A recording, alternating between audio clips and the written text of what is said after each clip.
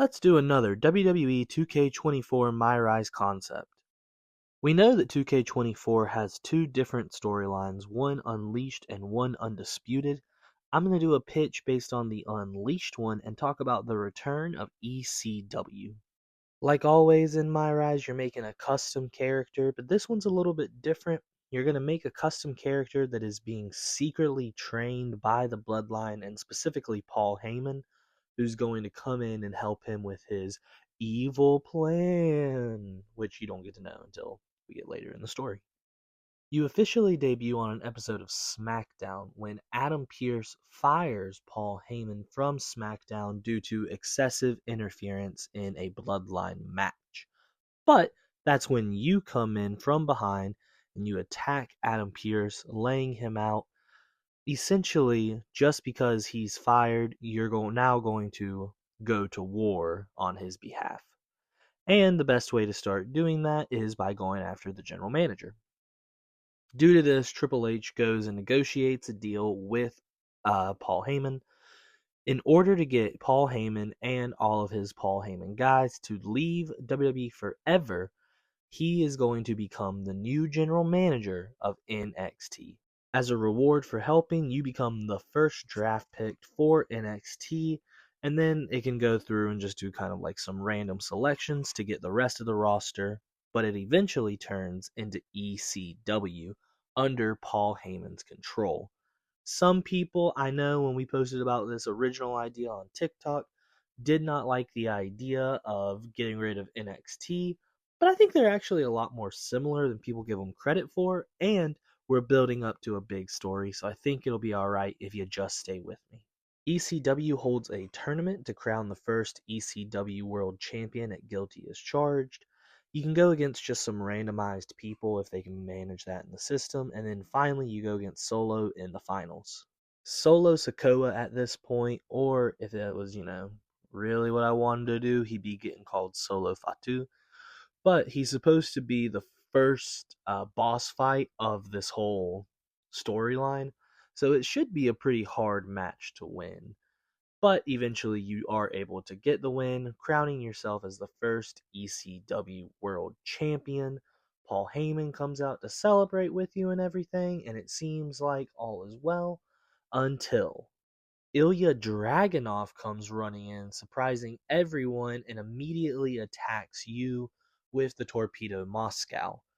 He is joined by Adam Pearce, and together they declare war on ECW, Paul Heyman, and specifically you. And they aren't alone. The very existence of ECW has offended Imperium, so Gunther offers their services to come down and aid Ilya Dragunov in trying to wage this war against ECW. You try to hold him off as ECW World Champion. You've really got to be the one that takes up the war. You try and hold him off, but eventually Gunther becomes number one contender, and at ECW December to Dismember, he is able to defeat you and become ECW World Champion.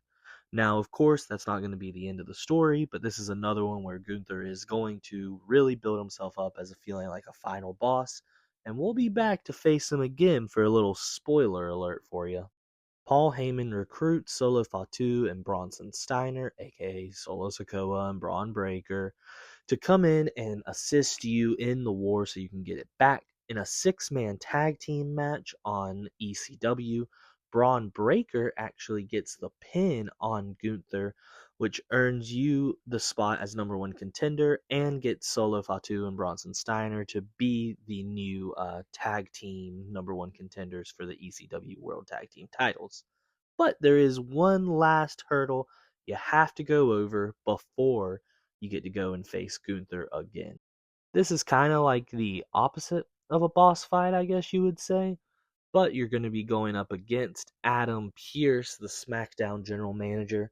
I'll be honest, this is just a kind of a way to get them to put Adam Pearce as a playable character in the game. And maybe they can put in some fun moments or a cool cutscene or something. I don't know. It's not meant to be like a hard fight or anything, and your character does have to get the win so that you can remain as number one contender for Gunther going into Barely Legal. Barely Legal is now the next actual boss fight. You're going to be going up against Gunther for the ECW World title. And I'm not exactly sure if there would be a way to code this or if they would even care enough to do something like this, but I think it would be really cool if they added in that Gunther doesn't use any weapons. He's just, the man is sacred, and he wants to focus on beating you as a wrestler. Regardless, you will get the win. You do have to go through and defeat Gunther so that you can once again be ECW World Champion.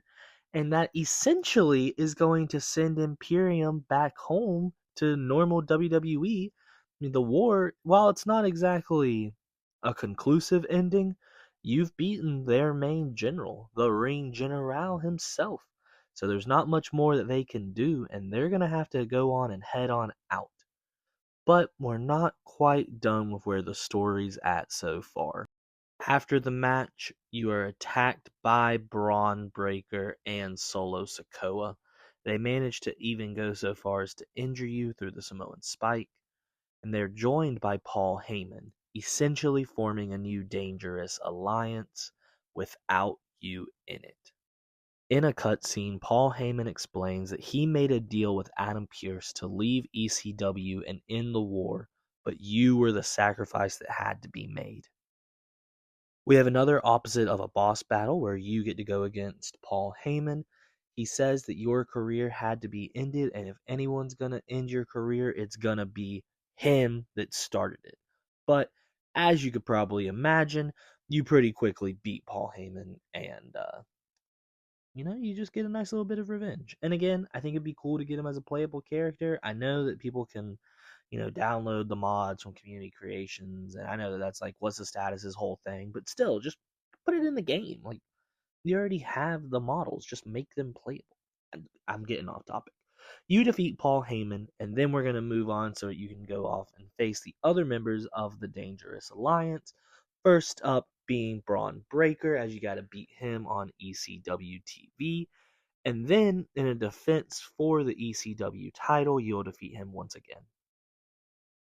And then you'll go against Solo Sikoa, who kind of takes on the de facto leader position. You'll have to beat him both on normal ECW TV and then in an ECW title match at the next pay-per-view. As you can see, the arena that I downloaded super glitched out. At this point, Paul Heyman is starting to really, really get nervous about his chances here. He knows if he doesn't stop you, Adam Pearce, Imperium, Ilya, all of them are going to come back and once again start to lay havoc to ECW. So it's time for Paul Heyman to call in the original Paul Heyman guy. That's right, CM Punk returns to ECW to fight for Paul Heyman, and he is going to be the final boss of this entire storyline. You've got to defeat him 1 year from where it all started at Guilty as Charged. Once you defeat him, it opens it up to where a couple of different things can happen. Maybe Adam Pearce returns and starts his war on ECW again since Paul Heyman couldn't follow through his side of the bargain.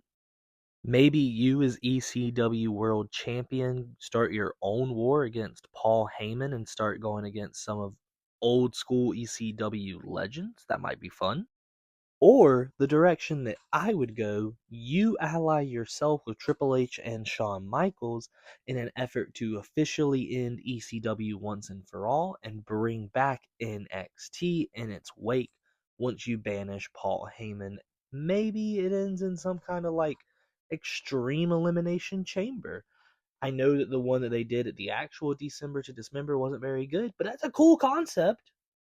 Alright, y'all, that's where we're going to leave it for today. I'm pretty sure Unleashed is actually going to be the one that covers the women's MyRise, but I had this idea and wanted to make sure to run it out and really flesh it out.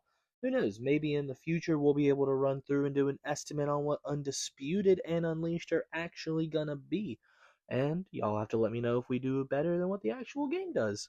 But I'll catch you guys later. Y'all have a good one.